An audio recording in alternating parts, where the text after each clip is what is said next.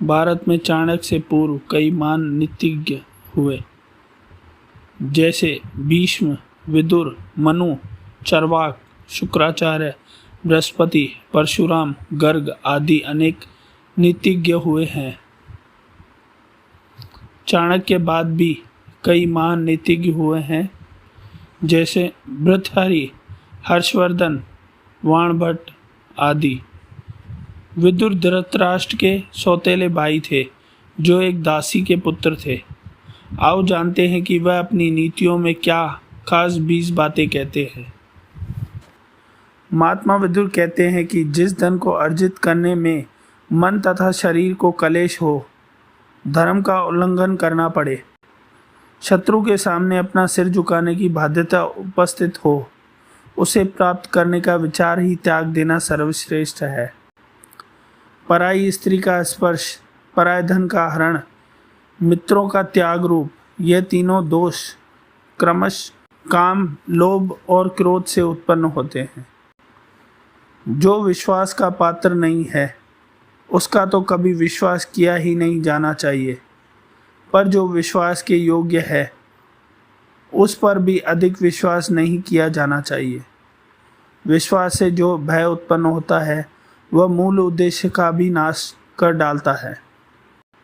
संसार के 6 सुख प्रमुख हैं: धन प्राप्ति, हमेशा स्वस्थ रहना, वश में रहने वाले पुत्र, प्रिय भ्राता, प्रिय बोलने वाली भार्या और मनोरथ पूर्ण करने वाली विद्या।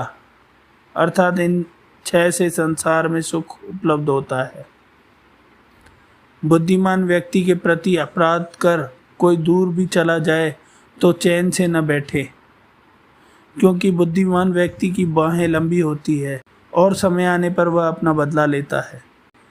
क्षमा को दोष नहीं मानना चाहिए, निश्चय ही क्षमा परम बल है। क्षमा निर्बल पुरुषों का गुण है और बलवानों का क्षमा आभूषण है। काम, क्रोध और लोभ, यह 3 प्रकार के नरक यानी दुखों की ओर जाने के मार्ग है। ये तीनों आत्मा का नाश करने वाले हैं, इसलिए इनसे हमेशा दूर रहना चाहिए। ईर्ष्या, दूसरों से घृणा करने वाला, असंतुष्ट, क्रोध करने वाला, शंकालु और पराश्रित, दूसरों पर आश्रित रहने वाले, ये 6 प्रकार के व्यक्ति सदा दुखी रहते हैं। जो पुरुष अच्छे कर्मों और पुरुषों में विश्वास नहीं रखता, गुरुजनों में भी स्वभाव से ही शंकित रहता है, किसी का विश्वास नहीं करता, मित्र का परित्याग करता है, वह पुरुष निश्चित ही अधर्मी होता है। जो अच्छे कर्म करता है और बुरे कर्मों से दूर रहता है, साथ ही जो ईश्वर में भरोसा रखता है और श्रद्धालु है, उनके ये सद्गुण पंडित होने के लक्षण हैं। जो अपना आधार सम्मान होने पर भी खुशी से फूला नहीं उठता और अनादर होने पर क्रोधित नहीं होता, तथा गंगा जी के कुंड के समान जिसका मन अशांत नहीं होता, वह ज्ञानी कहलाता है। मूढ़ चित्त वाला नीच व्यक्ति बिना बुलाए अंदर चला आता है, बिना पूछे ही बोलने लगता है, तथा जो विश्वास करने योग्य नहीं है, उन पर भी विश्वास कर लेता है।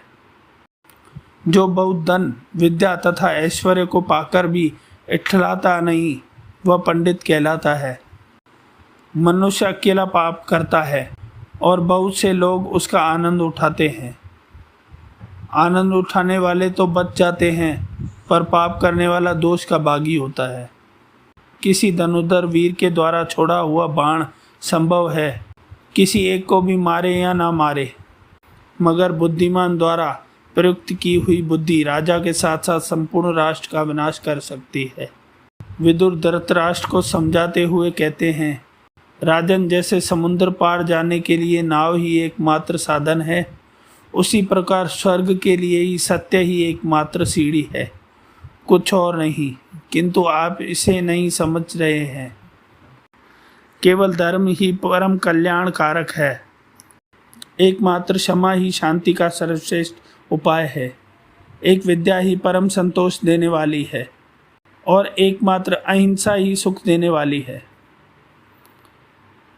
विदुर धृतराष्ट्र से कहते हैं, राजन, ये दो प्रकार के पुरुष स्वर्ग के भी ऊपर स्थान पाते हैं, शक्तिशाली होने पर भी क्षमा करने वाला और निर्धन होने पर भी दान देने वाला।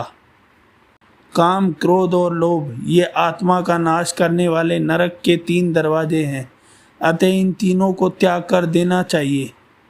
भरत श्रेष्ठ, पिता, माता, अग्नि, आत्मा और गुरु, मनुष्य को इन 5 के बड़े यत्न से सेवा करनी चाहिए।